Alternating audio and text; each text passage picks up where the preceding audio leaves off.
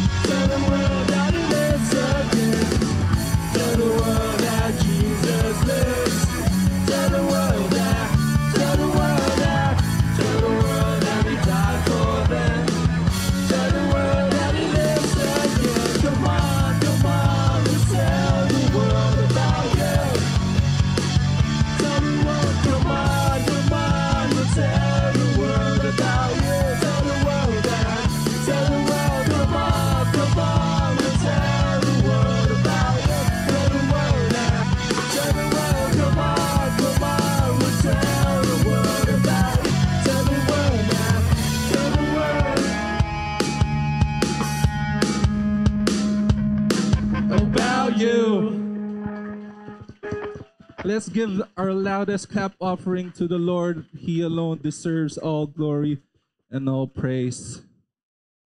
And in this next song, let's remember His grace and His mercy when He died on the cross. Let us remember His.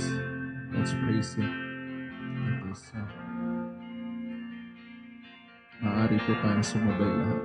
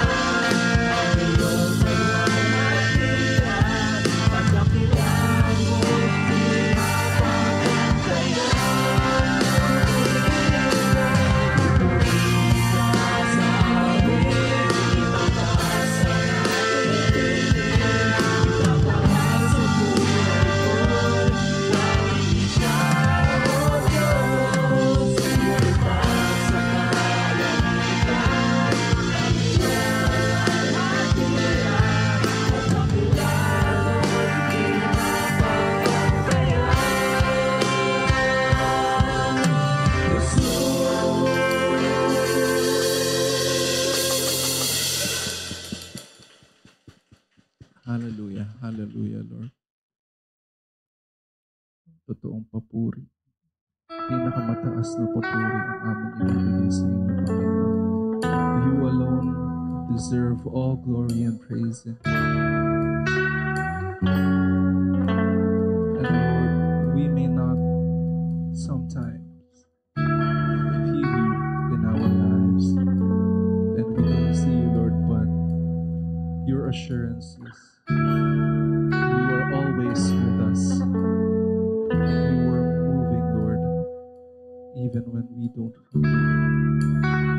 And you're working, Lord, even when we don't feel it, Lord. But Lord, we recognize that you are our God, and you always make a way, Lord.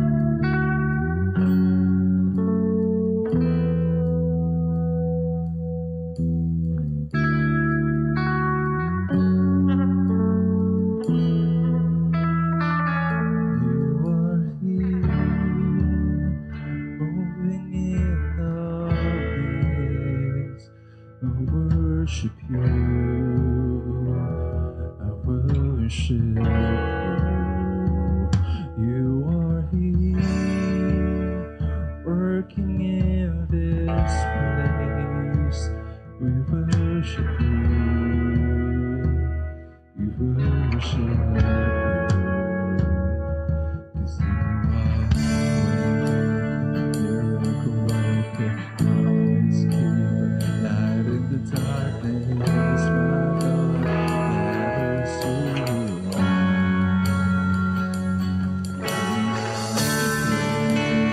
Miracle worker, promise keeper, light in the darkness, my God, that is who you are. You are here, touching every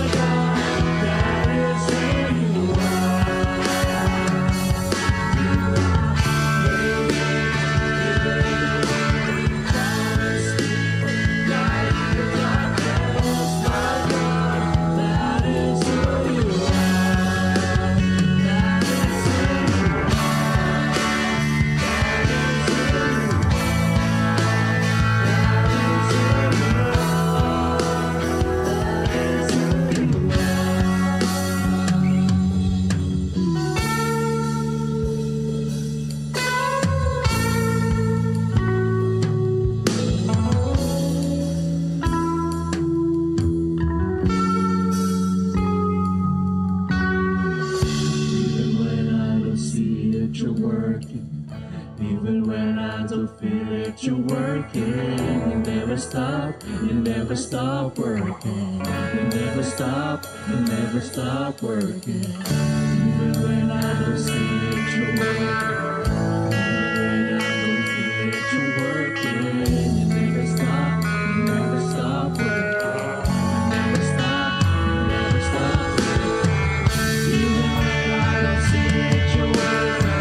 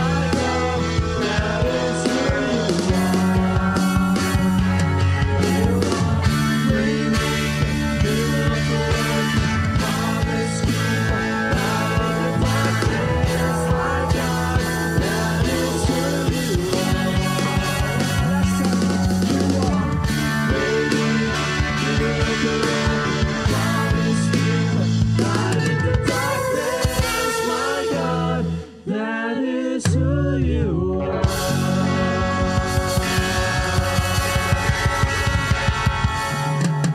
Amen and amen.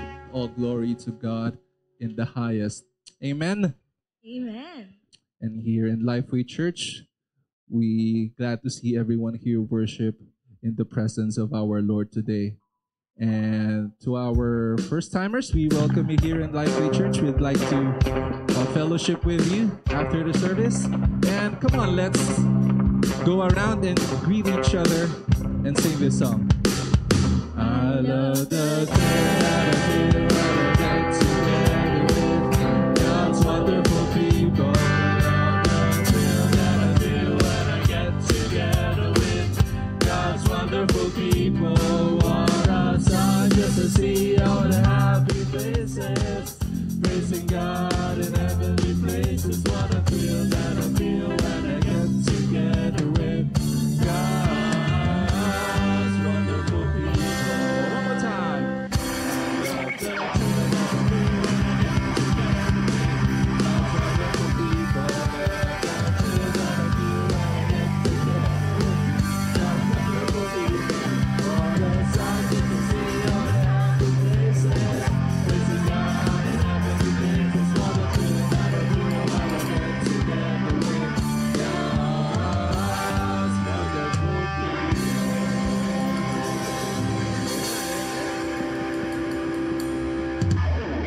We can all take our seats. Yeah, amen. We love the thrill that we feel when we get together with God's wonderful people. Raise your hand po if you believe that you are God's wonderful people. Amen. Thank you, worship team, for leading us for a vibrant praise and worship for our Lord. Ayan. Before we proceed to our worship service, may we call po the Sunday School kids. Ang kanina po, yung kinanta natin na Tell the World, parang ang ganda po na may action step. So nakikita ko po yung ibang kids na sumasaya. So we praise the Lord for our kids. Now may we invite po here in front. Yes, before po they go to their Sunday school. Yan. Parang ang gagaling po nilang sumayaw kanina kasi kahit Waymaker na po ang kinakanta natin, may sayaw pa rin po sila. So we'll ask po Pastor Erich to pray for their kids.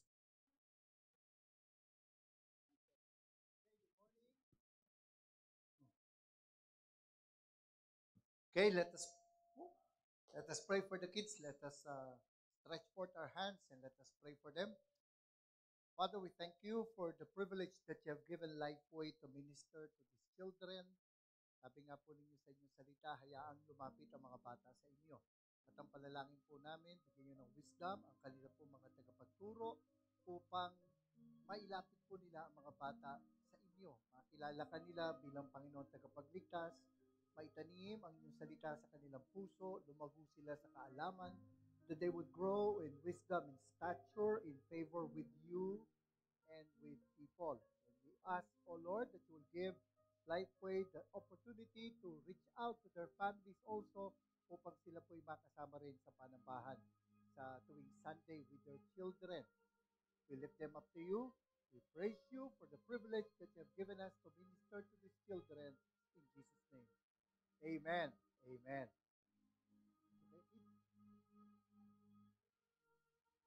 And po, thank you, Pastor. And yan, follow the teacher na. Opo. Nag-i-improve po ang Sunday School kids natin because before, ano po sila, pag pupunta po doon, tumatakbo pa. Ngayon po, nagpa-follow na po sila. For our announcements po, first we have the Let Everyone Abide in Prayer or what we call LEAP. It happens every Friday, 6:30 p.m. here at OAX. Doon po, sa Sunday School room. So LEAP, Let Everyone Abide in Prayer every 6:30 p.m. here at OAX. We continue our Eat the Word series in the book of 1 Samuel, chapter 6 to 20. So today po is May 4, which means 1 Samuel 6, 7, 8, 9. Tama po? 9? 1 Samuel chapter 9 na po. Today. Ayan, we will send this po to the Lifeway group chat para same page po tayong lahat. For our community prayer, first we have is the Sulod People Group. Meron pa palang announcement which is the Way Forward. Ito po ay church retreat. This will be the church retreat happening on May 10. This Saturday na po yung Way Forward. And if you guys are interested, and encourage naman po lahat ang Lifeway church members. So, every Lifeway church members is invited for the Way Forward, the church retreat on May 10 this Saturday. Pwede pong mag-register sa likod or dito po, taas kamay Tita Cherry po. Yan. Diyan, si Tita Cherry po ang kontakin for retreat. Surprise, Tita. Si Tita Cherry po ang kontakin for retreat. Again, church retreat happens on May 10 and every Lifeway Church member is invited. Okay po? To be announced daw po. Dito daw po. Sumenyasa po ang Tita Cherry. Ganun daw po. Again, if gusto po mag-register kay Tita Cherry po, lumapit. Sign up po. Sa likod po, Tita. After the service po. Okay po. In Lifeway Church, we celebrate birthdays. So dahil wala po ngayon si Ate Kath, nandiyan po si Ate Kath ngayon sa screen. May 6 po. May 6 po ang birthday ni Ate Kath. And ngayon po wala po sila. Any member po of the congregation celebrating their birthday this week? Going once? Wala po. Okay po. How about anniversaries po? You know that we are a church who celebrates. Okay po. We now go to community prayer. Totoo na po ito. For community prayer, we first pray for Sulod People Group. So, yung word po na sulod, ang ibig sabihin po ay closet or room. So, it describes their people group or their community because they lived in hidden places in mountains and forests of Central Panay. So, the sulod also depicts their community as malayo po or peaceful. So, yun po, closet or room, sulod. So, we will pray po for sulod and then we will pray for General Trias or Gen 3. Meron po bang mga taga Cavite dito? Wala. Wala din po yung taga Cavite dito. So, fun historical fact na yung General Trias po ay dito po nangyari ang Tejeros Convention sa Philippine history. So, if you know po yung Tejeros Convention, dun po unang na-elect si President Emilio Aguinaldo sa Tejeros Convention. So, dati po kasi ang pangalan ng General Trias as San Francisco de Malabon. So, ngayon po, General Trias na po siya. And then, we will also pray for STI, our adopted school or campus. Bakasyon na po yata sa high school and colleges. So, if napapansin niyo pong medyo hindi na traffic along Ortigas sa extension, baka po bakasyon na po kasi ng students. So, yeah. We will pray for STI and for the Lord to open persons of peace at their campuses so that we can reach out to the students of STI.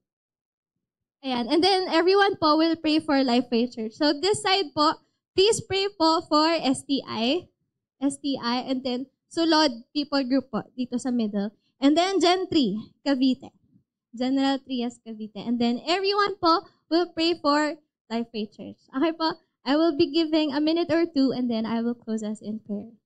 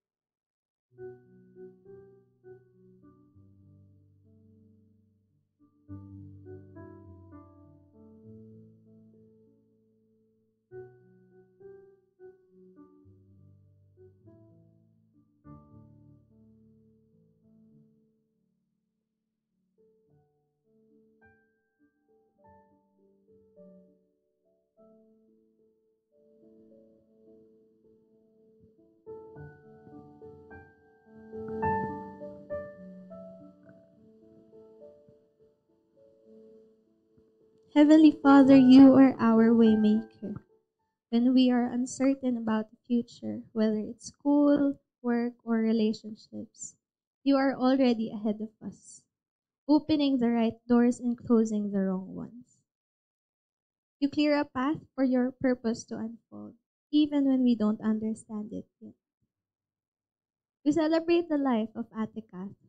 We thank you for how she is a blessing at Lifeway. May she continue to serve you and you alone.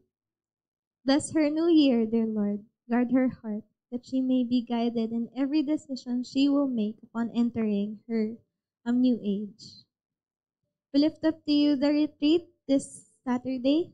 May we choose to move forward in your word and in your will, leaving behind anything that holds us back from walking closely with you. May every heart be ready to receive what you will reveal to us. You are our miracle worker in the small, quiet answers and in the breakthroughs we never thought possible. Remind us that nothing is too hard for you. You are our promise keeper, that even when we are forgetful, fearful, or tired, your word stands. You are our light in the darkness. As we face the upcoming elections and navigate decisions made by our current leaders, we ask that your light shine even brighter. We lift up to you our country, especially as it faces greater challenges like the defense of our territorial boundaries in the West Philippine Sea. Father, this conflict between China keeps getting worse, but we believe that you are sovereign over every nation and you are working even in the places we cannot see.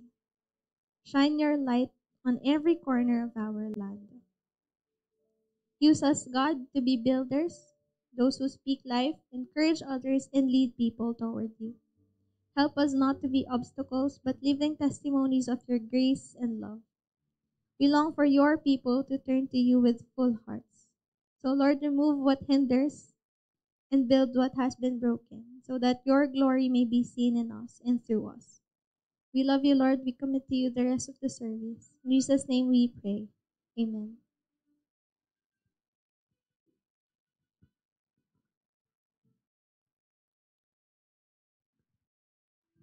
It is said in God's word in 1 Peter 4:10, God has given each of you a gift from his great variety. Use them well to serve one another. So as the ushers come forward, may we come to the Lord in prayer. Let's pray. Our dear Heavenly Father, we thank you for the privilege of being called your children. Thank you, Lord, for making a way for us to be with you as undeserving as we are. And thank you for your renewing grace and mercies each and every day. Thank you, Lord, for blessing Lifeway Church, and thank you for moving, Lord, in ways that our eyes cannot see, our minds cannot fathom. But thank you, Lord, that you make your glory known to each and every one of us. And thank you, Lord, for your continued provision to our church.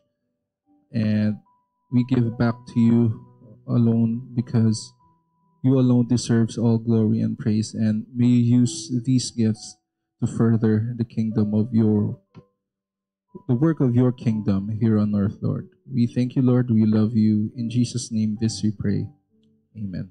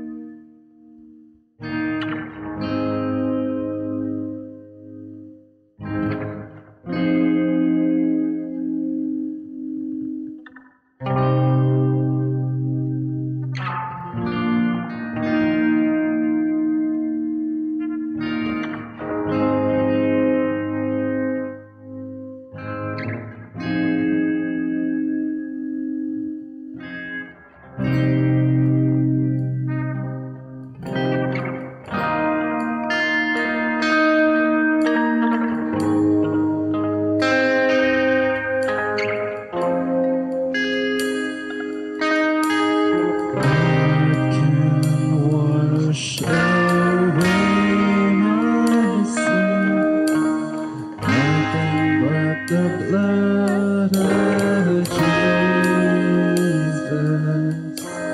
What can make me whole again?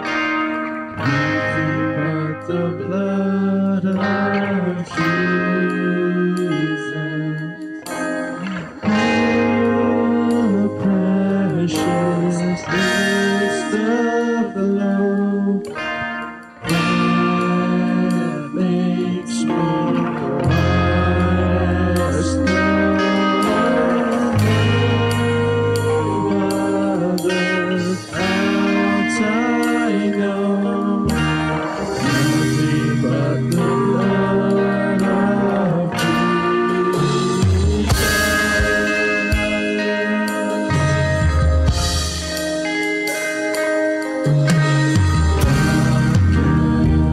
Wash away my sin, nothing but the blood of Jesus. What can make me whole again?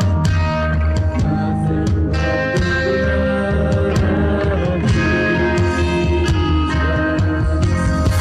For my blood and this I see, nothing but the blood of Jesus. For my cleansing is my plea, the blood of Jesus. Precious is the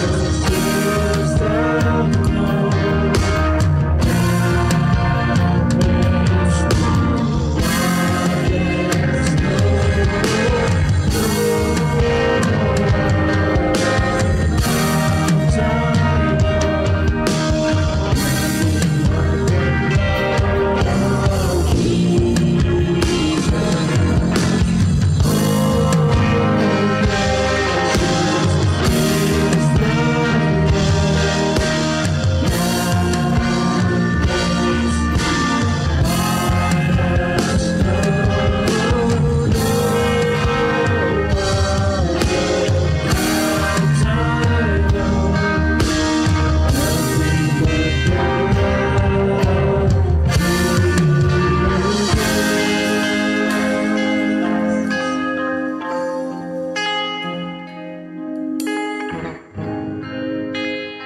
as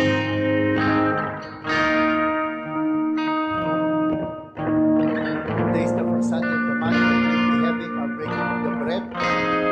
The cross is symbolized by the breaking of the bread. It is a reminder of what the Lord has done on the cross for us. Here in Life Way, diba, tagline, those who find life, share life. Those who receive grace should give grace. So kailangan din as we partake of this that we examine ourselves. Have we received the grace? And are we extending it to others?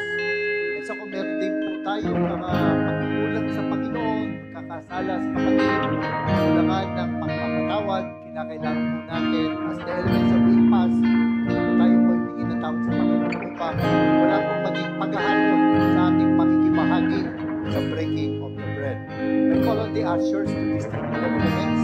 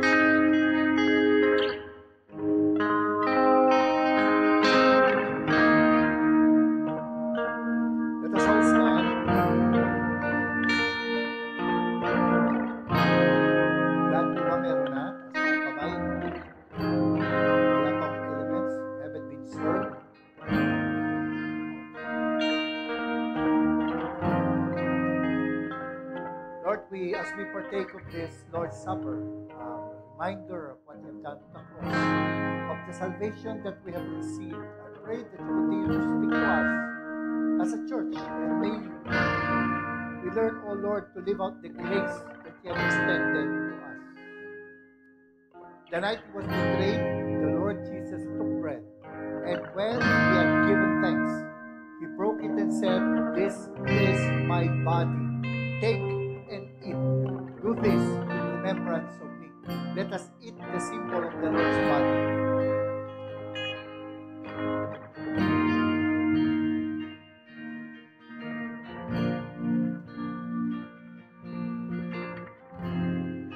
After the supper, he took the cup and said, "This is the blood of the new covenant. Take and drink. Do this in remembrance of me." Let us drink the symbol of the Lord's blood.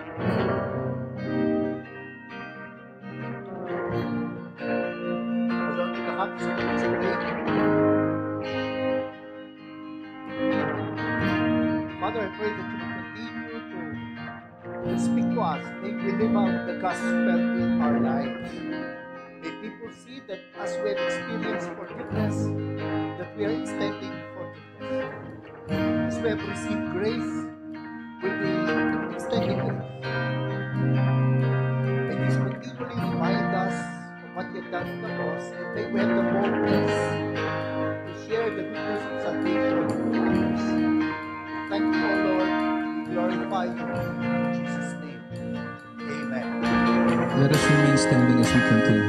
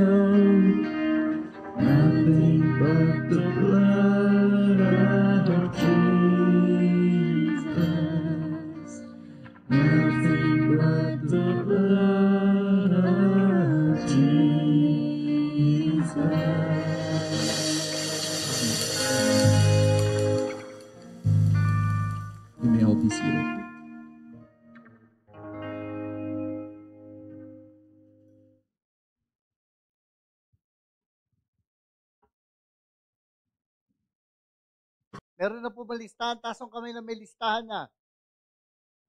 Sino naman po sa inyo yung kalahati pa lang o hindi pa kumpleto yung listahan? Po? Alam nyo, nakakatawa. Just came from Baguio sa Women's Conference at ako yung photographer. At inevitably, people would ask, "Pastor, sino po ang bigyan nyo kami listahan." Kasi may mga dumadalo doon na nakapakinig natin sa radyo and they were asking. Sabi ko, nung nagbanggit naman ako ng listahan, ayaw naman nila. But seriously, I'm not into endorsing, I'm into educating voters. So, ang suggestion ko lang po, always remember, meron po tayong dapat na yung tamang pagboto. Una po ay character. Look at the character of the person. So, hindi naman ako kinakailangan Christian, basta alam po ninyo na itong taong ito, hindi associated ang pangalan niya sa anumang iskandalo o corruption. May reputasyon siya for being a person na meron din namang moral standard. Character. Character. Pangalawa po ay competence. Yung palang competence, marami ng supply eh. No? Yung boboto nyo kasi mabait siya, kasi nakatulong siya. Pero salamat kung nakatulong siya. Pero ang tanong ko, yung bang kanyang kakayanan ay angkop doon sa tinatakbuhan niyang posisyon? Di ba? So, kinakailangan tinandin natin, kaya ba nyo yung trabaho sinasabi ang papasukin niya? Kasi halimbawa po, ang pagiging senator, congressman, ay hindi po pamumudmod ng ayuda. Paggawa ng batas. Kung gusto nila mamigay ng ayuda, dapat sa executive sila tumakbo at hindi sa legislative. Yun yung dapat nating tandaan. So, competence. So, character, competence. Pangatlo po ay consistency. Nandun na nga yung karanasan, nandun na rin yung titingnan nyo yung paninindigan nila kung ano ba, kapag ba kung ito yung mainit na issue, yun ang kanilang kakampihan. Pagkatapos mag-iiba rin ng paninindigan. Naalala ko na meron pong dating politiko na kanya pong sinasabi na against siya sa death penalty, pero naalala ko nung panahon na si Leo Echegaray ay about to be subjected to the death penalty, kasama siya na nagpamarcha, nagpa-prayer rally, kasama po yung victim ng Echegaray. So ano ba talaga? Ano ba talaga stand mo? Ngayon, that person may take another stand compared sa aking stand, pero ang point ko lang, sana man lang consistent siya sa stand niya. Kasi kapag hindi siya consistent, unless talagang compelled by reasons, kaya siya nagbago ng pananaw at inamin niya na nagbago siya ng pananaw dahil sa ganitong mga kadahilanan, I would just say na itong tao ito ay sakay lang ng sakay. At ayoko ng mga tao sakay lang ng sakay sa mga issue. So, character, competence, consistency. Ay boboto po natin ay 12 senador at isang party list. Katapos so ay kung kayo ay nasa isang probinsya, ay governor, board member, pagkatapos po ay mayor, vice mayor at mga konsihal. Maglista na po tayo. Kasi po, pag lumampas yung boto nyo, sayang naman. Di naman kailangan fill up yung 12. Pero wag kayo lalampas ng 12. Okay, yun ang tatandaan natin ha. At hanapin nyo na presinto nyo. Siguraduhin na ninyo kung saan kayo boboto. Magdala na. Di rin totoo yung balita na kailangan ng national ID para makaboto. Sino po sa inyo wala pang national ID? Taas ang kamay. Oy, paano kayo boboto? Di ba? Totoo yun. Hindi ho totoo yun. So, basta maganda lang kayo ng anumang valid government ID just in case paghanapan po kayo ng Board of Election Inspector. Mahalaga po ito. Maring alam po ninyo, niniwala ako, ang mabuting mananampalataya, mabuting mamamayan. Ang mabuting mananampalataya, mabuting mamamayan. What makes people good? Christians. Ought to make them good citizens. Kaya ho, tuparin po natin ang ating tungkulin. Ito pong darating na May 12. Di po ba? At maganda na tayo sa eleksyon na to. Tigit sa lahat, ipanalangin po natin ang ating bansa. I fear. Kasi itong lalabas na mga front runners, medyo kinakabahan ako eh. No po? At by the way, huwag kayong magpapadala sa mga survey. Mahalaga yan, pero huwag kayong magpapadala sa mga survey. At yung mga lalabas, palagay ko kung hindi ngayon, within this week, lalabas yung listahan ng isang grupo na nagpa-practice ng tinatawag na command vote or block voting. Huwag ko kayo maniniwala na silang dahilan kaya nagwagi ang mga kandidato na to sapagkat usually, papansin niyo naglalabas sila ng listahan pag malapit ng eleksyon kasi usually stable na ang number sa survey. At ang pinipili nila ay hindi ho yung matitino, pinipili nila ay yung mananalo. And usually, yung vote nila, kung meron mang nakakatulong ang boto nila sa national, usually mga nasa number 12, number 11 yan. Pero yung mga ano na talagang winnable na, kaya nandun ang boto nila, kaya wala, Mananalo yun. Kaya ano yan publicity lang. Yung ginagawa nilang nag-i-endorso sila. Hindi talaga tunay na pagkakaisa yun. Okay? Hindi kinakailangan magkapare-pareho tayo na iboboto because unity is not uniformity. Unity is not uniformity. Anyway, tayo po'y manalangin. Lord, we want to fulfill your Great Commission. And as we look into your word, we don't want to be disobedient to your call. We want to glorify you by obeying what you commanded us to do. Give us the wisdom and strength in the name of your Son, Jesus Christ. Amen. Amen. Alam niyo, ang problema ko lang dahil sa iba't ibang church ako nagpipreach, minsan may mga nasabi ako na nakakalimutan ko na nasabi ko sa ibang church. Kaya kailangan ko patanungin si Celine kung nasabi ko na ito. Meron po kasi isang lalaki na naglalakad at nakakita po siya ng meron pong sign, Church on the Grill. Narinig niyo na po ba yon? Church on the Grill. Alam ko sa US may Church's Chicken. No, pero ito, Church on the Grill. Church on the Grill. So, pumasok siya, curious siya, and lo and behold, it's a restaurant, not a church. And meron po mga choices doon, at nag-order siya ng steak, masarap naman. Pero he got so curious na tinawag niya yung waiter at sabi niya, Waiter, bakit ba ang pangalan ninyo? Church on the Grill. Sabi ng waiter, alam po ninyo, dati po kaming church. At minsan po nag-fundraising po kami, nag-barbecue kami. At naging masyado pong patok na sinara namin ng church at tinuloy namin ng restaurant. Ako nga ho yung dating pastor. That's a church that lost its purpose. Ito po? And usong-uso po yan ngayon sa mga churches, kung anong sikat, kaya nga natatawa kami dahil minsan, parang Frankenstein yung church. Frankenstein, for example, subukan ninyo to. Kuha kayo ng mga magazine. Alam mo, piliin nyo, sinong artista ang maganda ang mata? No, wag na yung Daisy Villanueva kasi ano yun nagpa-hair extension, nakita ko sa vlog niya No? Diba? Pero pili kayo na, sino artista maganda ang mata? Ha? Sige, sigaw nyo lang. Kahit sino. Ha? Okay. Sino po yun? De, joke. Gandang mata. Gupitin mo yung mata. Lagay mo sa typewriting. Sino po magandang ilong? Sino artista magandang ilong? Ha? Okay, so kumuha kayo, kuning ilong. Sino magandang labi? Ann Curtis. Okay, Ann Curtis. Maganda pisngi, maganda tenga, magandang leg. Ano yung tsura? You have a Frankenstein. And minsan yung churches ganun, kung ano uso, sakay. Nauso yung experiencing God, pasok ang experiencing God sa program ng church. Nauso yung purpose-driven life, pasok yung purpose-driven life sa church. Subalit nakakalimutan nila na a church is an organism na kinakailangan, katulad ng tao, may kanya-kanyang personality at may binabagayan, may akma na programa sa isang church. Hindi ko kinakailangan, kuha ka lang ng programa. Kailangan malinaw sa church. Ano ba talaga yung pinaka-basic? Kung naalala niyo yung commercial ng Ovaltine noon, may Ovaltine pa naman ngayon, no? Okay?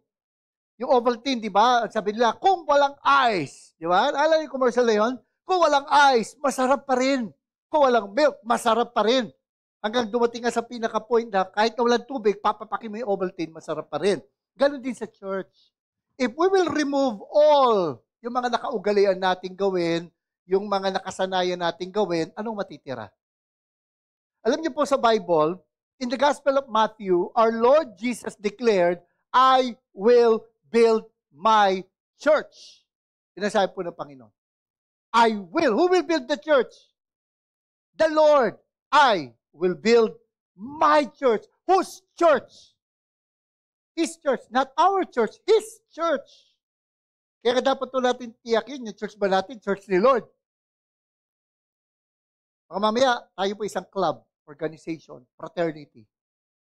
The church has to be built in the way the Lord wanted to build it.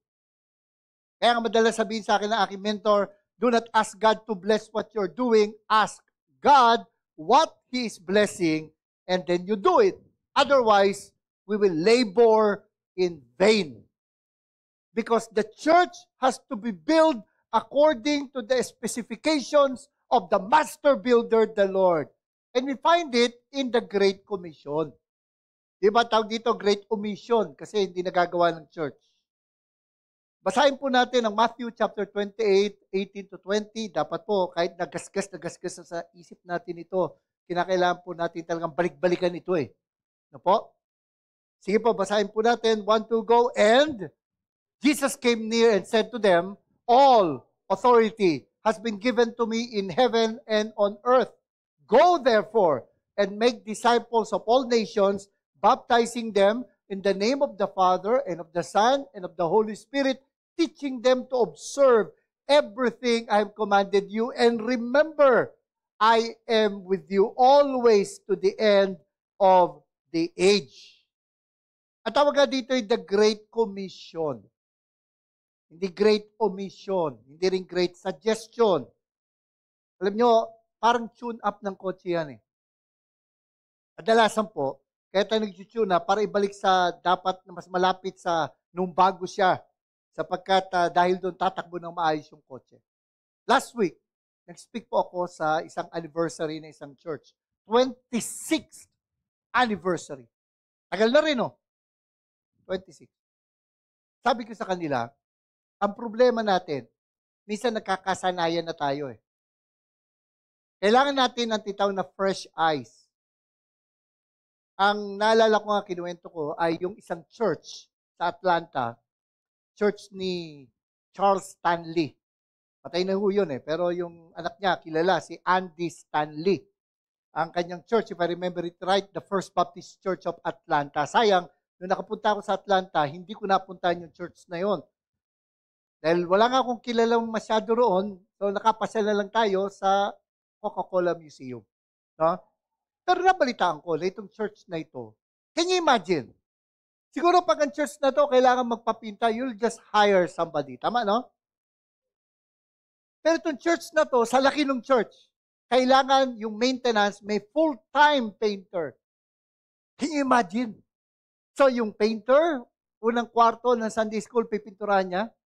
And by the time, believe it or not, kinuwento to ni Andy Stanley, by the time na kailangan niyang pintahan yung huling kwarto, kailangan ng pintahin yung unang kwarto. And one time, Andy Stanley was telling the story na pagpasok niya ng kwarto, sakto nagpipinta yung painter na na-annoy siya sa amoy. Hindi siguro water-based yung ginamit. At sabi niya, how can you stand the smell? Sino sa inyo hirap sa ganon? Yung pagpasok mo, amoy na amoy mo yung pintura. Di ba, no? Sagot ng pintor, what smell? What smell? Alam niyo po, ito phenomenon to sa church. We could always claim we are a loving church. But only fresh eyes, people from outside, can actually detect kung talagang loving church tayo. Parang ano yan eh, CR. No, CR. Diba, yung kilala po ako, nung dati pong General Director ng CBAP, ng Conservative Baptist Association of the Philippines, kapag pupunta siya sa isang church, ang unang-una niyang tinitingnan yung itsura ng CR. Talagang pagpasok niya, hindi ko alam kung pagpasok niya, he will take a deep breath. Kasi doon niya inuhusgan kung maganda yung maintenance ng building. Kaya lang, usually, hindi na naaamoy ng mga miyembro, sanay na sa amoy.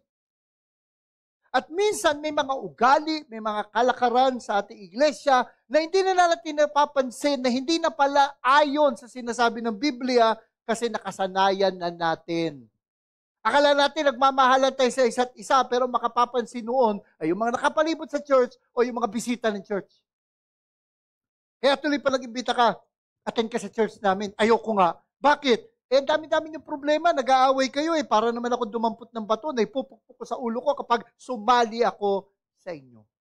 That's why the church needs to recalibrate again and again kung paano ang kotse natin. Time and again, kailangan ng tune-up because we really have to make sure that we are fulfilling the basic of a church. At ano po yung basic ng church? Yung Great Commission. Yung Great Commission, and that's why we're taking a second look at the Great Commission, especially as this church is transitioning. We really, in a sense, consider this the tune-up of the church. Nagagawa pa ba natin ang pinagagawa ng Diyos sa atin? Nagagawa pa ba natin yung dahilan bakit naging church ito? Parang sabi nga sa paboritong kanta ng mga Thunders, what am I living for? Ano kadugtong? Yeah, what am I living for? Di ba? Hindi ko kasi naabutan yung kantang yan eh. So magandang balikan po natin ito kasi again, nasabi ko nga, paulit-ulit na rinig to, discipleship, discipleship, discipleship. Do we really understand what discipleship means?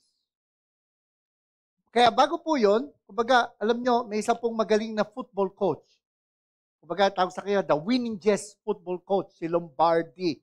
At ang kanya pong team ay ang Green Bay Packers. At one time talaga natalo po sila, galit na galit si Vince Lombardi. At ang sabi niya, tomorrow we will have practice. Can you imagine, ha? Katatalo lang nila. Alam, mag-break muna. Hindi, sabi niya, tomorrow we'll have practice. Kinabukasan, suot nila yung mga uniforme nilang hindi pa nalalaban, maasim na dahil pinagpawisan. Tapos, okay, huddle up, huddle up. Tapos sabi niya, hinawakan niya yung bola. Sabi niya, team, this is a football. And he's talking to professional football players. Kasi he brought them back to the basic. And simula po noon, talagang puro panalo na ang Green Bay Packers. In the same way, this is our football. So balikan po natin, basahin uli natin ang Matthew 28. Sige po, 1, 2, go. Go therefore, and make disciples of all nations, baptizing them in the name of the Father, and of the Son, and of the Holy Spirit, teaching them to observe everything I have commanded you. So, ngayon po, we'll have an overview. Sa susunod na linggo, we'll talk about 3 marks of a disciples na nasa Book of John. I will be preaching next week, and the next 2 will be, one of them will be one of my professors in the International Graduate School of Leadership, Pastor Eric Agustin. And last Sunday po will be one of my schoolmate, Pastor Henry Gula. I'm not sure kung nakapag-speak na si Henry dito. But they will be speaking about the second and the third mark of what a disciple is. But before that, let's define. Ano ba disciple? Tayo ba ay disciple? Tingnan po ninyo yung katabi nyo. Ano ba disciple? We have to define it first. Before we can make disciples, we should know what is a disciple. And we should answer, am I a disciple? Di po ba? Am I a disciple? Sabi nga sa 7 Habits of Highly Effective People, begin with the end in mind. What is a disciple? Now, the word disciple basically means a follower. Follower.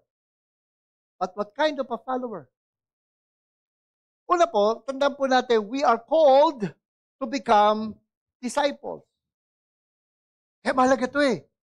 Hindi po ito option. Bago tinawag ang mga Christians na Christian, ang unang tawag sa Christian, disciple. Kaya tanungin natin, anong klase akong disciple? Anong klase akong follower? Ako ba yung disciple na ayon sa Biblia? Now, sabi sa Luke chapter 6, verse 40, a disciple is not above his teacher. For everyone who is fully trained will be like his teacher. Notice po yung juxtaposition nung pagtatapat, pag-connection between the word disciple and teacher. Kasi generally, the dictionary meaning of the word disciple means a student of a well-known teacher.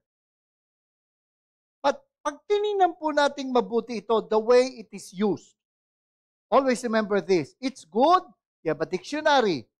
But always remember, a word has meaning depending on its context. So tingnan po natin ang iba't ibang mga pagkakagamit ng salitang alagad o disciple sa Biblia because sa Bible po, meron po tayong makikitang iba't ibang ang tawag po, nuances, shades of meaning. Para malaman natin kung ano pa talaga yung tinutukoy ni Jesus nung sinabi niyang, make disciples. At pag tinignan po natin, he was not only talking of a student-teacher relationship. Una po, the word disciple. Diba? Una, nakita natin, student. Diba? Pero hindi, I don't think that's what the Lord was referring to. Although may nakita ko church, talaga pa magsisimula mag-preach yung pastor, mari mo na yung tunog ng mga three-ring binder. Kasi talagang mga tao, bukasan ng mga yan ng mga binder yan, tapos bukasan ng Bible yan Naalala ko, may ganun akong church na naatinan But yung pastor, he was just rattling off yung outline, yung mga tao, sulat ng sulat, habulin mo yung sasabihin ng pastor. No? At naalala ko, may kaibigan na umatin doon, umuubo siya. Sabi talaga ng pastor, can you go to the room at the back so that you will not disturb our study? Grabe, no? Ngayon naman, meron po ibang gamit ng disciple other than student. Ito po, it may refer to the 12 apostles. Sabi sa Matthew 11:1, when Jesus had finished giving instructions to his 12, disciples, he went on from there to teach and preach sa kanilang, teach and preach in their towns. Notice yung gamit ng salitang disciple dito. He was referring to the 12. But when Jesus said, make disciples, he did not mean make apostles. By the way, wala na po apostol ngayon. Wala na po. Balibala ko, pilito mo apostol. Pero kung yung apostle na level nitong 12, wala na po. Sino man magsasabi na siya'y sugo? Iba pa yung pakilala, anak ng Diyos siya. No? Para na rin niyang sinabing siya'y apostol. Kasi ang salitang apostol in the Greek, it means sent one. Isang isinugo. Subalit sa Biblia po, makikita po natin that the church is built on the, Built on the foundation of the apostles and prophets with Christ Jesus himself as the cornerstone. Pasin niyo mabuti yun. Hindi sa, not only that the apostles laid down the foundation, the apostles themselves were the foundation. Kaya po ako naniniwala na wala lang pong apostol at propeta ngayon ay dahil foundational lang sila. At saka alam nyo, hindi pwede magkaroon ng prophet ang Lifeway. Kasi this is a non-profit organization. Di ba? Hindi, pero foundation. Foundation. Naalala ko, meron ako nakausap na yung paniwala niya, yung leader ng church niya ay apostle. Na po? And sabi ko sa kanya, ang sabi sa Ephesians chapter 2, verse 20, saligan, pundasyon, ang mga apostol. Alam ba itong building na to, although hindi man to high-rise building, may foundation man to, hopefully, no? Hopefully. Tandaan nyo, may big one. Tiniakbalin nyo na may pundasyon to, kasi kung wala, pag lumindol to, kasama tayo, mamamatay dito. Kaya tinayo yung foundation. Nung pupantapos na yung building, saka naisip ng engineer, ay, may foundation palang kailangan. Tama? O nakakalahati, natapos na yung first floor, tatayo na yung second floor, ikabit na natin yung foundation. Kailan po nilalatag ang foundation? Kailan? Sa umpisa. Naalala ko yun Yung kausap ko, nung sinay ko, kailan tinatayo yung foundation? Talagang hindi niya masabi dahil alam niya, he will be caught with his own words Sa umpisa. Sa umpisa. Sa umpisa lang yung mga apostles. Okay? Saka na natin detalyan, mabigyan tayo ng pagkakataon ng Panginoon. Now remember, one of the disciples were Judas. One of the apostles. Now, pansinin po natin itong sabi rito. Sa John chapter 6, verse 64. But there are some among you who don't believe.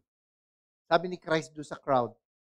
There are some among you who don't believe. For Jesus knew from the beginning those who did not believe and the one who would betray him. And then notice, ang ganda ng pagkakatsyempo lang, ito, hindi naman ito inspired, yung 666, John 6:66. Di ba, no? Nagkataon lang yan. Pero tingnan nyo sabi, from that moment, many of his disciples turned back and no longer accompanied him. Pansinin nyo, ang unang gamit ng disciple, student. Pangalawa, apostle. Obviously, hindi naman yun ang tinutukoy ni Kristo. Dito, yung pagkakagamit ng salitang disciple, notice this, it's a generic term. Pwede pala, may gamit sa Bible, may pagkakataon, pag sinabing disciple, it may refer to a believer or an unbeliever.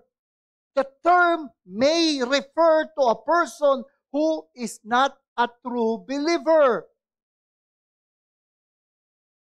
Tandaan nyo, balikan natin yung verse 64. For Jesus knew from the beginning those who did not believe, and yet they were called disciples. And remember, Judas was one of the original 12. Odd yan. Pero ang sabi, he's the one who would betray him. Kasama siya ng mga taong hindi mananampalataya. Madalas na itanong sa akin, Pastor, si Judas po ba ligtas? Ano sa tingin nyo? Sino po sa inyo naniniwala si Judas ay ligtas? Taas ang kamay. Ibig sabihin, nakapasok sa langit. Makapagpunta mo sa langit, nakita mo, uy, anong pangalan mo? Di ba? Sabi niya, ako si Judas. Ikaw yung kapatid ni Jesus sa laman. Matthew 13:55, yung sumulat ng Book of Jude. Hindi, ako si Judas Iscariote. Naku. Sino po naniniwala si Judas ay Christian? Taas ang kamay. Sino po naniniwala na si Judas ay hindi Christian? Taas ang kamay.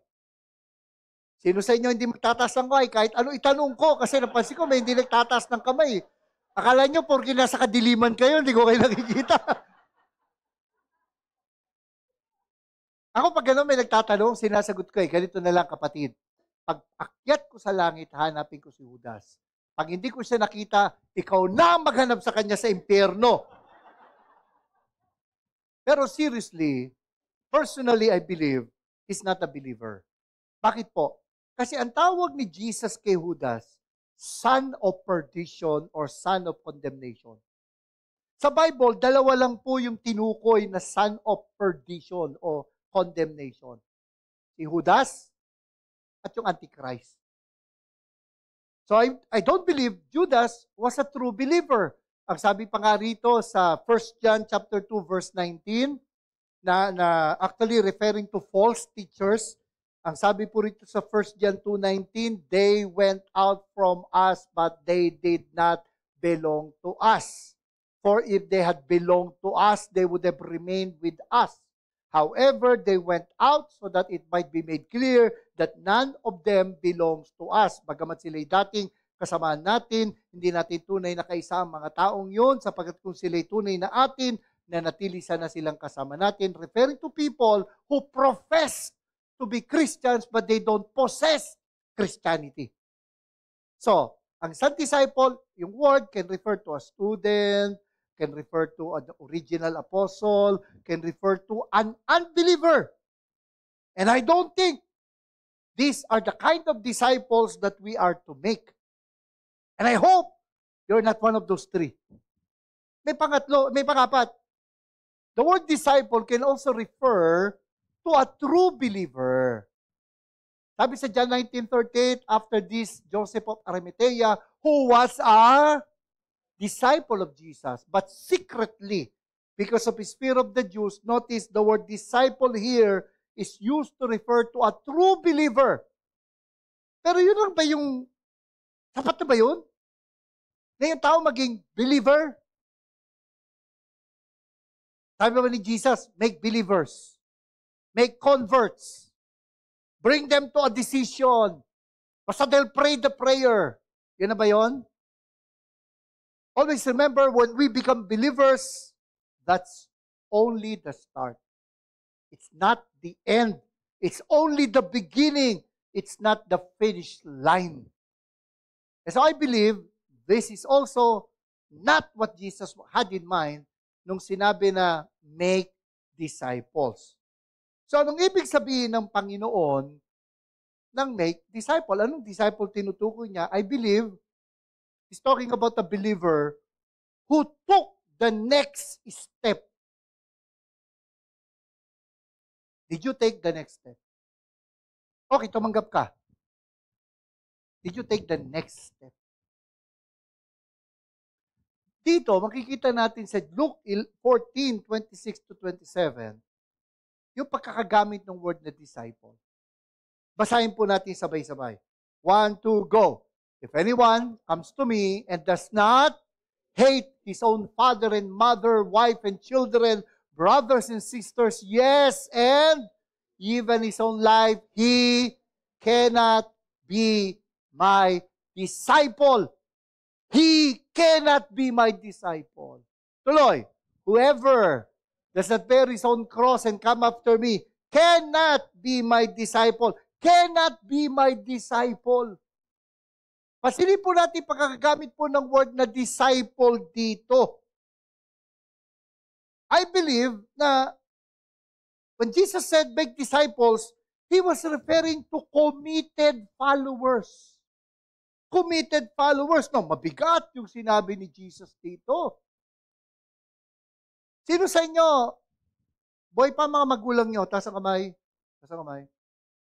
Hindi ko ba pwedeng tanongin, sino sa inyo may magulang? Kasi kung nasagot kayo ng hindi, ba't ka nandito? Saan ka, bumbu kayong kawayan at nandun ka. Di ba, no? So, sino sa inyo boy pa magulang? Nandito ba yung magulang nyo? Hindi, nandito. Can you say to your parent, I hate you? Brad, and sabi, if anyone comes to me and does not hate his own father and mother, he cannot be my disciple. Brad, paano yun, Brad? Sino po rito nandito asawa nyo? Taas ang kamay. Sabi dyan, if anyone comes to me and does not hate his own father and mother, wife, buti hindi kasama husband. Kasi baka sumagot yung wife, yes! Yes! Sino po, sa mga lalaki dito, nandito yung wife mo, di ba, no? Can you tell your wife, I hate you? Ba't napunta ka, Brad? Madilim, pero nakita ko, namuti ka eh. Sino po sa inyo nandito, anak nyo? Nandito? Can you tell your children, I hate you? Siguro pag may apo, I love my apo better. Anyway, nandito po ba yung kapatid nyo? Yung madali lang, kapatid eh. Pastor, I hate my brother. Pero notice, pati buhay mo. You have to hate it so that you would become His disciple. What does it mean? What does it mean to hate everyone that you love, including yourself? Buti na lang, ang tawag po dito hyperbole. It's an intended exaggeration to bring a point. Hindi naman to literal. Salamat sa Diyos. Ang sabi sa Good News Bible, pansinin niyo sabi sa Good News Bible, those who come to me cannot be my disciples unless they love me more than they love father, mother, wife, and children, brothers and sisters, and themselves as well. Yun naman pala. Ang ibig sabihin dito, ganito. Siyempre, sino sa inyo, you love your parents, taas ang kamay. Sana totoo yan, ha? You love your parents. You love your spouse. You love your spouse. You love your children. You love your parents. You love your brothers and sisters. Amen. So ito, love mo sa kanila. Ito, love mo kay God. Pag pinagtapat yung dalawang yan, masigit ba yung pagmamahal mo kay God? Na sa tindi ng pagmamahal mo sa Diyos, nagmukhang hate ito. Hindi ka naman sinasabihang literally hate mo sila eh. Kasuklaman mo sila. Ang sinasabi lang ganito, dapat gano'n na lang katindi pagmamahal mo sa Diyos na kapag kinumpara yung iba mong minamahal, yung pagmamahal mo sa kanila, magmumukhang hate. That your love for others and yourself would look like hate when compared with your love for God. Then notice, ang sabi rito ang sabi rin po dito na take up your cross. Take up your cross. What does it mean? It means to deny yourself and to die to yourself in order to obey Christ. Sabi nga po rito ni Thomas Constable, Jesus mentioned two qualifications for being His disciple. First, one must be willing to give up his or her primary allegiance to family and self. Second, a disciple must bear the burden of public identification with Jesus even to death when necessary. So, tinutukoy dito believer. Okay? Kasi paano ka magiging believer? You put your faith in the Lord. You accept Him as your Lord and Savior. Yun na yun. Now, yung mga verses na katulad nito, at meron pa isang verse, wala sa PowerPoint ko, Romans chapter 12 verse 1. Ang sabi nung ganito, kaya nga mga kapatid, alang-alang sa masaganang habag ng Diyos sa atin, ako'y namamanhik, nakikiusap sa inyo, ialay ninyo ang inyong sarili bilang handog na buhay, banal at kalugod-lugod sa Kanya. Therefore, brethren, in view of God's mercy, I beseech you to offer your bodies as a living sacrifice, holy and acceptable to God. Ano yung pinapakiusap sa kanila ni Pablo? Yan ibig sabihin ng pamanhik, pakiusap. Ano yung pinapakiusap sa kanila ni Pablo? Ano po? Offer yourself. Offer yourself. Ialay mo ang iyong sarili. Sino kausap niya ron? Sino kausap niya? Ano sabi? Ulitin ko. Romans 12:1, Tagalog. Kaya nga, mga kapatid. Therefore, brethren, Kristiyano na yung kausap niya. Take note, sundan niyo lang ako. Kristiyano na yung kausap niya. Pero tingnan niyo pakiusap ni Pablo sa kanila. Kaya nga, mga kapatid. At hindi naman pa siya tatawag ng kapatid nang hindi naman talaga kapatid. Although we use brothers and sisters loosely, as far as the Bible is concerned, you don't call someone a brother kung tutusin, kung hindi talaga siya kapatid. So, kausap niya rito, mga Kristiyano na talaga. Kaya nga, mga kapatid, at anong pinakiusap niya? Ialay ninyo ang inyong sarili bilang handog na buhay. Kristiyano na yung kausap niya. Pero, ang ipinapakiusap niya, ialay nila ang kanilang sarili. Here's the thing. Ibig sabihin, meron pala mga Kristiyano na hindi pa nakapag-alay ng kanilang sarili sa Panginoon. Take note. Kasi ang pagtanggap naman sa Panginoon, pananampalataya sa Kanya. Yung to offer yourself a sacrifice is the second step. Yung consecration, yung pagtatalaga ng sarili mo sa Kanya, second step. How I wish we could unpack this more theologically, pero ang pinupoint out dun is this, meron pala mga Kristiyano na hindi pa nakapag-alay ng sarili sa Panginoon. Kaya pala minsan may mga Kristiyano tayo nakikita, nagtatanong ka din Kristiyano ba talaga yan? Ba't yun ang ugali niya? Diba? Baka katulad ko nung nagmumotor, nung muntik ka na masagi, nag-dirty finger ka. Diba? Mga Kristiyano na turingan, pero tingnan mo yung buhay, parang hindi Christian. I'm not talking of Judas-like people. I'm talking of real believers, and yet yung buhay nila, hindi kita yung confession niya. Kaya ngayon yung second step. Fully committed followers. The question is, you may have accepted the Lord as a Savior, and you can even be called a disciple. But Jesus is not referring to people who made the decision to accept the Lord as Savior. He was talking about making people committed followers. Hindi sapat na tumanggap siya, yun na yun. Hindi. Ang habol natin, itong taong ito, maging committed sa Panginoon. At laging sinasabi sa amin sa IGSL, you make disciples, who will make disciples, who will make disciples. A disciple is not just a fan, he's a fanatic. Because following Christ calls for utmost commitment. That is what Jesus said about making disciples, devoted followers. And so we have to ask ourselves, am I a disciple? In the truest sense of the word, in what Jesus referred to in Matthew 28, make disciples. Sabi nga po ng isang author, there's a world of difference between attending lectures and being a student. It is one of the supreme handicaps of the church that there are so many distant followers of Jesus and so few real disciples. Kaya nga, yun yung tinutukoy nung sinasabi, all disciples are Christians, but not all Christians are disciples. Tumanggap ka na, you are a Christian. Have you made this commitment to follow Christ to the utmost? Then you are a disciple.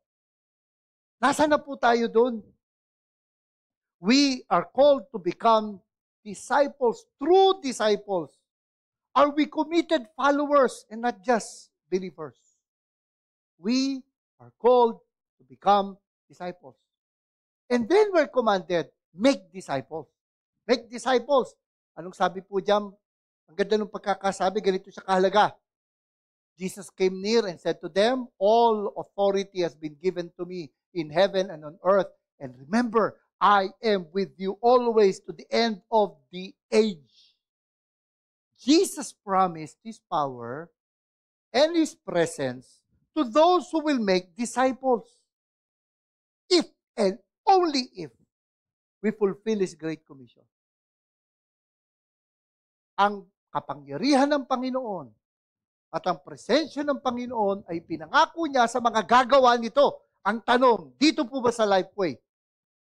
Masasabi po ba natin that we are harnessing the power of the Lord and that His presence is with us? At dun masasagot lang natin ang tama yung tanong na yun, kung tinutupad natin itong Great Commission. Mawala na ang lahat ng activity, wag lang ito. Or ganito, lahat ng activity na ginagawa natin dito, ang tanong, yung ba ay nagko-contribute sa pagtupad ng Great Commission? Kasi kung hindi naman tumutupad nito, ang ginawa natin, activity lang, kilos lang. Alam nyo, kahit patay, may kilos yan. Kita, pugutan mo yung manok, mangingisay yan. May pagkilos, pero patay. Hindi porke may activity, puno na activity, natutupad ng Great Commission. Dapat titingnan mo yung mga activity. Ito ba nakaka-contribute dito sa Great Commission? Kasi kung hindi, you just did an activity for activity's sake. Kaya kinakailangan talaga lahat ng gagawin, susuriin, natupad ko ba ito sa Great Commission? Now, what is the Great Commission? Basahin uli natin. 1, 2, go. Go, therefore, and make disciples of all nations, baptizing them in the name of the Father, and of the Son, and of the Holy Spirit, teaching them to observe everything I have commanded you. Actually, nung una, sabi daw nila, parang daw sa Chinese to. Kasi sabi, go. Di ba? Lo, I'm with you. Sa Chinese lang.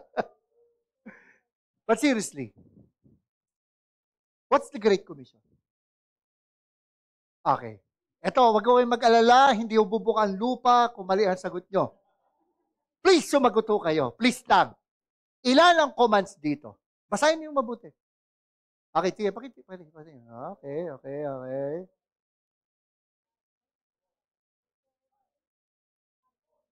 Okay. Sino po sa inyo naniniwala 5 ang utos dito? Taas ang kamay, okay. I see hands. 4. Huwag ko kayo magtataas ng kamay na nagtaas yung katabi nyo, ha? Okay, sige, 5. 4, taas ang kamay. 4, may nagawa ko nagbibilang. 4, okay, 3. 2. 1. Okay.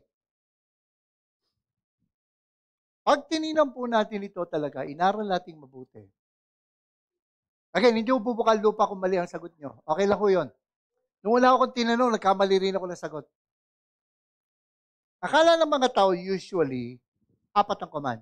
Go, make disciples, baptize, teach. In the Greek, the only command is make disciples. There's only one command, make disciples. Yung go or going, baptizing, teaching, pag tininan po natin, ang tawag doon participle. Of course, verb din yung, kaya lang tawag doon verbals, participle, hindi po siya verb. Ang verb po yung action word, yung pong participle. Pag nakakita po kayo ng words na verb, halimbawa, make, that's a verb. Making, that's a participle. Kapag po, alam niyo, Nagdi-reflect nga ako ng isang araw eh. Nabasa ko na 19 million na mga gumraduate ng senior high ang functionally illiterate. Di marunong magbasa na maayos. Aminin ko sa inyo, nung ako gumraduate ng high school, hindi ako magaling mag-English. Pumasok ako ng college, functionally illiterate ako kung tutusin. Kaya lang, buti, naging Christian ako, nagsimula ng Bible study, umattend ako Bible study, and yung teacher namin, may mga grammar lesson. Doon ako natuto eh. At dito, pag tinignan mo sa grammar, ganito yan. Pag yung verb made sa dulo, ing, participle yon. Eh, ano ngayon? Ano significance nun? Ganito po yan. Yung participle will either teach you yung resulta o yung process, paano mo tutuparin yung verb. Kaya, kapag nakita kayo ng participle, hanapin ninyo yung main verb. Katulad nito. Although yung go, nakalagay go, pero actually, sa Greek talaga participle yan. As you go. Going. Going and make disciples, baptizing, teaching. Ang ibig sabihin, how do you make disciples? You go, you baptize, you teach. Yon ang significance nun. Sabi nga po ng isang author, Matthew 28:18-20 has just one command with 3 supporting action words which explain how to accomplish the command. And basically po, pag tinignan nyo, di ba, baptizing them in the name of the Father, the Son, and the Holy Spirit, meaning that once you share the gospel to a person, you refer them, kung hindi mo madadala rito, you refer them to join a church. Kasi being baptized means you are joining, associating with fellow believers. You win them. You win them to the Lord. But that's not enough. Nadala mo sa church, and then you nurture the person, you build them up in the faith. Build. Win. Build. No? Kasi you teach them. You teach them. At you have them grow in the faith. But you also train them. You train them. Kaya, win, build, train. And notice, nung sinabihan sila ni Jesus ng go, He was actually sending them. So, ultimately, you send people to make disciples. Yun yung process. Kaya nga sabi, rinse, repeat. Ganun lang yan. So, you win, you build, you train, you send. You win, you build, you train, you send. Yun yung Great Commission. You make disciples, and the process would be to win them to the Lord, you build them in the faith, you train them to serve, and then they will be sent out to make disciples, to repeat the process, to win, to build, to train, to send. Ang tanong, bang ginagawa natin mga activity, may kinalaman doon? So, for example, nagkaroon po nakita ko yung pictures at videos ng Sports Fest. No, magagaling pala kayo magsumba. Hindi pa pala matitikas sa mga katawan ninyo. No? Kasi ako, talaga naman. No? Kung yun lang yun, nalaman ko, 70 plus ang umattend. Mga around 30 yung umaattend na rito. So may 40 people doon na hindi taga dito. Ngayon kung yun lang yun, you're so happy, we have 70 people, we're great, we're good. That was just an activity. Kung yun lang. But if you use that event, the goal was to win people to the Lord. Hindi titigil na, we will just be happy na daming taon dumating, kundi ang susukati mo doon, ilan doon yung umalik dito. Na nakakilala sa Panginoon, na nalagaan, lumago sa pananampalataya, naglingkod, at ulitin niya yung proseso ng win, build, train, send. Doon hindi lang siya activity. Kundi, that is one way that you have expressed yung Great Commission. Again, ulitin ko kung yun lang ang goal mo, magkaroon lang ng maraming tao, that's just an activity. Pero kung yung naging goal mo is that these people will be brought to the Lord at natupad mo yon, you have done the Great Commission. Kaya kasi lahat ng activity, susukatin natin. Are we doing activity for activity's sake?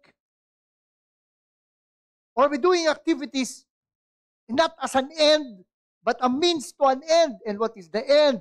To make disciples. we really have to be intentional pagdating doon. It does not happen accidentally. Discipleship is, kaya nga command, intention yan. Kailangan nating gawin. Actually, may mga nagkakamali rin na intindi sa Great Commission kasi ang sabi, tingnan nyo, ang sabi sa Great Commission, teaching them everything I've commanded you. Amen? Wrong. Ang sabi, teaching them to obey. Kasi kung yung pagdi-disciple is just passing on information, matagal ko nang natupad ang Great Commission. I've been leading Bible studies since I was 16. I'm 56 this coming July. Can you imagine? Sige, sulat nyo na. July 17. Sulat nyo na rin. Ito ang aking Gcash. But seriously. If discipleship is just passing on information, I could have fulfilled the Great Commission. But it's not enough. Because discipleship is teaching people to obey. So kahit na tinuruan ng alam ko sa theology at kung naman, pero yung taong yun hindi naging masunurin sa Panginoon, hindi ko pa natutupad ang Great Commission. Ganun kabigat. At doon lang natin masasabi na may saysay lahat ng ginagawa natin, lahat ng pinondohan natin, lahat ng pinaghirapan natin, lahat ng binigyan natin ng panahon, kung lahat ng yun nakatutok sa pagtupad ng Great Commission. So our work is not done. We really have to look back and say, ito ba nakakontribute to making disciples? Actually, meron ng opportunity. Ang galing nung ginawang yun nakita ko talaga. Yung ginawang activity na yun. That was really great. You even surpassed the attendance kasi mas marami pa yung hindi taga-rito sa taga-rito na umattend. Ang ganda! Ginastosan nyo naman palagay ko yun. No, para masulit siya, para magkaroon siya ng saysay, para masabi natin na hindi lang natin ginawa yun para magmukha lang na buhay ang iglesyang ito. Ginawa natin ito in obedience to God, then you have to go back to the drawing board and look, sino na magpa-follow up doon sa mga umattend na yan? Sino na yung gagawin na? Of course, siyempre, yung pagtanggap nila, pananagutan na nila yun, hindi mo naman pananagutan. Pero at least you exerted the effort to share the gospel to them. Kung tumanggap sila, salamat sa Diyos. Kung hindi mo na pananagutan. Pero the point is, you work towards that end. Kapag ganun yung ginawa natin, then we can say, Lord, we are obedient to your call. Make disciples of all nations. Kasi ang goal natin, maging katulad sila ni Christ. Yun naman ang disciple, a committed follower, devoted follower of Christ. I'm not, don't get me wrong, I'm not saying mali yung ginawa nyo, Tama yun. At mas magiging tama yun if it is geared, konting tweak, geared towards the Great Commission. Ang dami pang gagawin. Sabi rito, disciple is not above his teacher, but everyone, when he is fully trained, will be like his teacher. Ang goal natin, maging katulad sila ni Christ. Sabi nga ni Greg Hendrick, discipleship means much more than just the transfer of information. It referred to imitating the teacher's life, inculcating his values, and reproducing his teachings. Of course, may formal instruction din naman yan, but to make disciples more than a classroom setting. Madalas ko itanong ito Ask yourself, if all people in the church are like me, what would it look like? If all people in this church is just like you, what would it look like? Anong magiging tsura ng Lifeway kung lahat ng tao dito katulad mo? Ang bigat. Alala ko, nung nasa isang church ako sa Makati, may kinuwang sekretary. At, kasi, taga-Quezon City ako noon. At church ko sa Makati. At, drive ako papunta sa church. And it would take at least an hour or so. So, minsan dumarte ako sa church. Minsan 9, 10. Talagang malayo Pag may klase ako, after lunch na ako dumarating. Pero nung may bagong sekretary, sa unang araw ng secretary, tinawagan ako ng isang deaconess. Pastor, good news! May secretary na kayo. Ay, salamat naman. Pastor, may papakiusap po ako. Ano po yun? Now, remember, di naman lang sinasabing tamad ako, ba't ako late, no? Alam naman nila, malayo yung bahay ko. Pero sabi lang, Pastor, ito, ang pasok ng secretary, 8:30. Can you be in the church at least 8? Para pagdating ng secretary, kasi di ba, pag yung bagong pasok, pakitang gilas siya eh. Maaga rin po pasok eh. So, nandun ka na ng 8, para pagdating ng secretary, nandun ka na, makita ka niya, mabigyan mo na siya ng trabaho, ma-orient mo na siya. Di ba? Bakit? Ito, ano to, businesswoman to. Sabi niya kasi, Pastor, ganito. Pag dumating yan at tinabutan niya, wala ka. Dating ka, 9, 10. Nakatunga nga yan. Di ba? Akalain niya, ganun din ang gagawin niya. Magsiset ka ng pattern sa kanya, ng work ethic sa kanya. Kaya, Pastor, I hope you understand, be there earlier than that person so that pagdating niya, mabigyan mo agad ng trabaho, then you will set the person on a path na alam niya ganito ang inaasahan sa kanya sa pagtatrabaho niya. And that taught me a lesson. That's why I'm asking you also. If all people in this church are just like you, what kind of a church is this? Ano yung mapupulot nila sa iyo? Sa atin, anong values ang mapupulot nila sa atin? Parang pagka nilang yan pagpapalaki ng anak. Sabi rito, listen, O Israel, the Lord is our God, the Lord alone. And you must love the Lord your God with all your heart, all your soul, and all your strength. And you must commit yourselves wholeheartedly to these commands that I'm giving you today. Repeat them again and again to your children. Talk about them when you're at home and when you're on the road, when you're going to bed, and when you're getting up. Tingnan nyo, pati parenting, it is not mere head-to-head information transfer. It is heart-to-heart, life-to-life. Because we proclaim not just with our words, we proclaim also through our words. That is a scary thing. Kasi sa totoo lang, hindi mo kailangan sabihin sa bata, gayahin mo ko. Gagayahin ka talaga nila. Ang tanong, anong ginagayin nila sa'yo? Baka mamaya, kasi itong third point ko What we make is a consequence of what we are. What we make is a consequence of what we are. We reproduce, katulad ng mga hayop, katulad ng mga halaman, sabi sa Genesis 1:24, we reproduce according to our kind. According to our kind. Like begets like. What we are determines what we produce. The question is not if we are reproducing.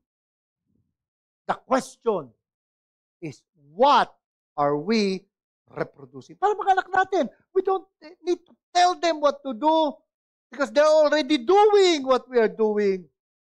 Yun ang nakakatakot. Pag yun napansin mo, anak mo pala sigaw. Bakit pala sigaw itong batang ito? Kanino kaya nagmana?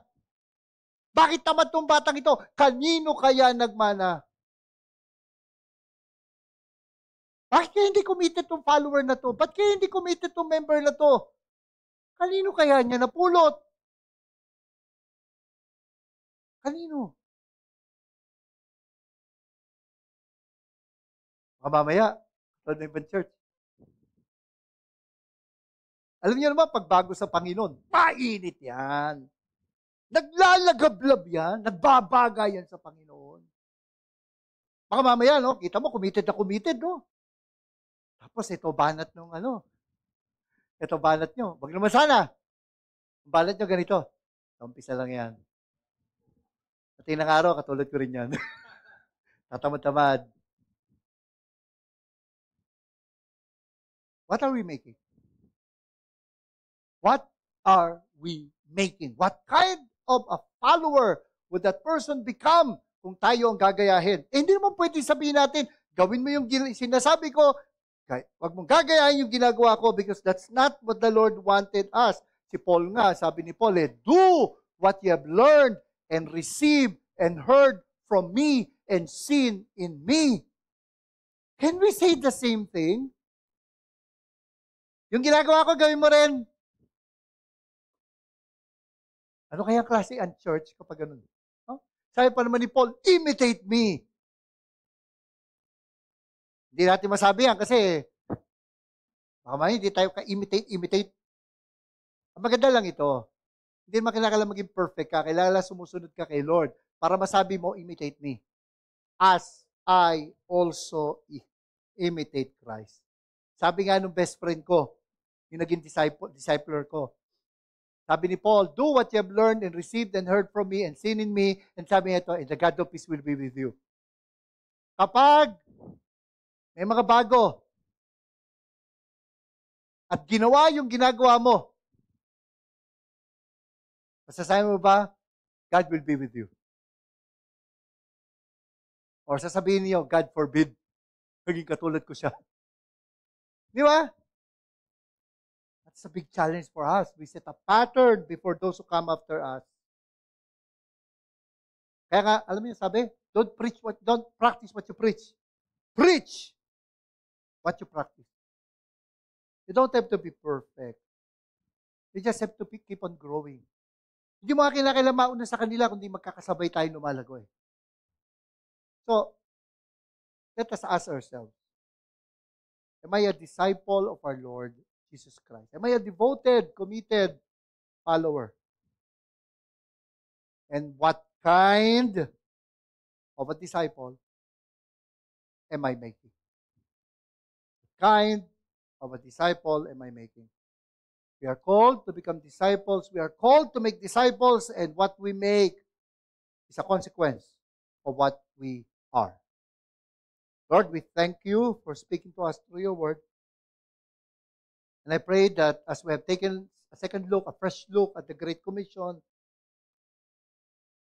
I pray that you birth in the hearts of everyone a renewed vision, a rekindled passion to fulfill your Great Commission. I pray for each one of us that you will find us faithful, a devoted follower, a true disciple. Thank you, Lord, for the privilege of sharing your word. We thank you and be glorified. In response to God's word and his call to obey the Great Commission, let us all rise and sing this song.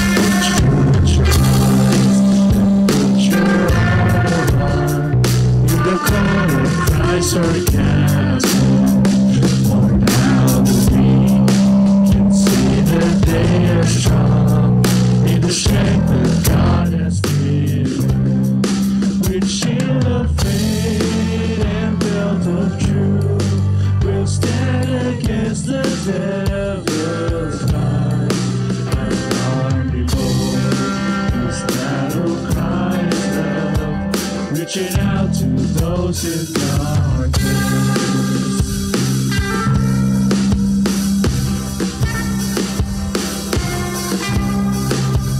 Call to all to love the captive soul, but to rage against the captive. With the soul that makes the wounded whole, we will fight with faith and faced with trials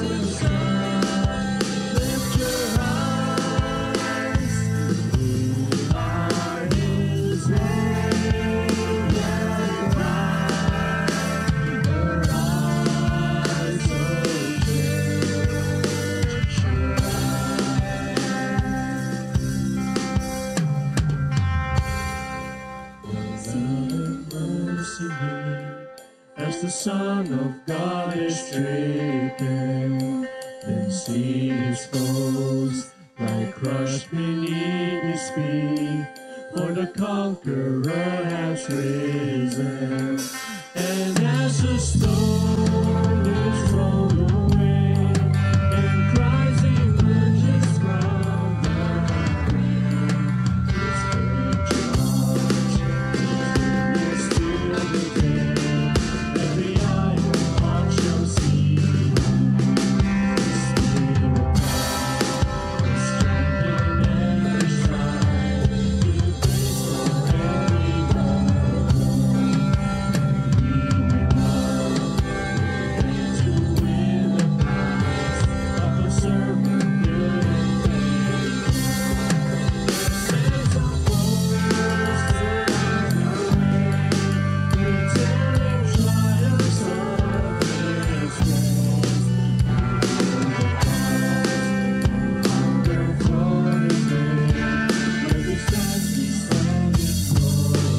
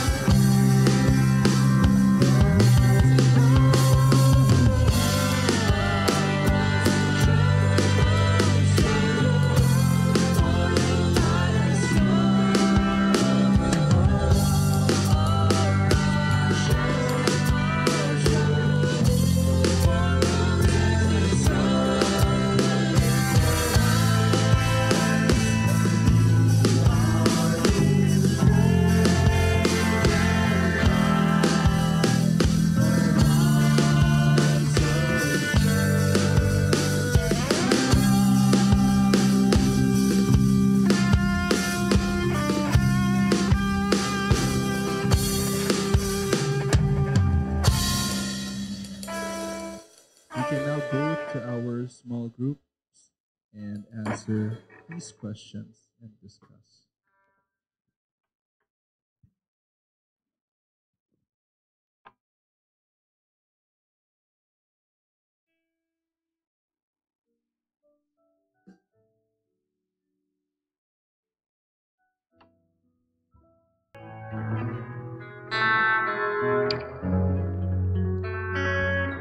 Let us pray. Father, we thank you for our discussions. And I believe, Lord, that you're working in and through our hearts. Sa aming napag-aralan may it not go to waste, but your word will not come to you void, but it will fulfill its purpose in our lives, in our hearts. We thank you, Lord, for the successful activities that we have done this past week. We thank you, Lord, for how you have given us the strength, the wisdom, kung mga nakaraang gawain. Ang panalangin po namin that we would be able, Lord, to see how we could fulfill the Great Commission through these activities. I lift up to you this church. I pray that you continue to guide our steps. We look forward na sa linggong ito, you will open our eyes to see opportunities to obey your word. Ngayon pa lang, sama-sama kaming nananalangin sa darating na eleksyon. Give us wisdom to choose the right leaders for our country. Thank you, and we glorify you.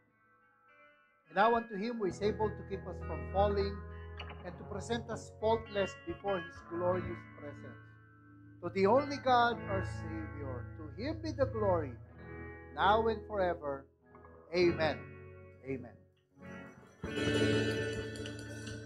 Let's sing one last time.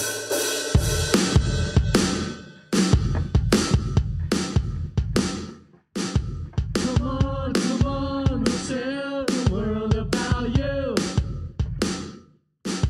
Come on, we'll tell the world about you.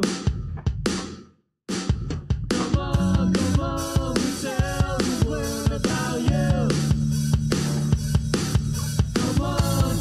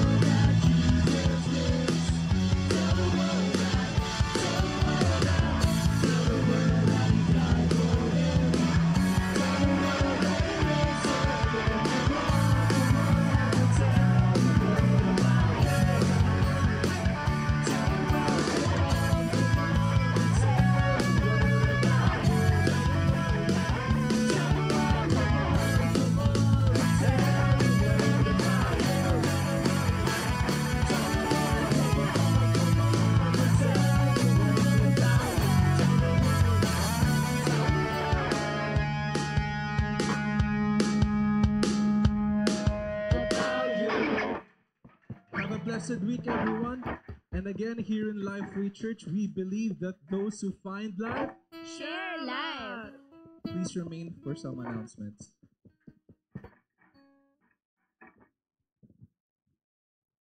Magandang umaga, church!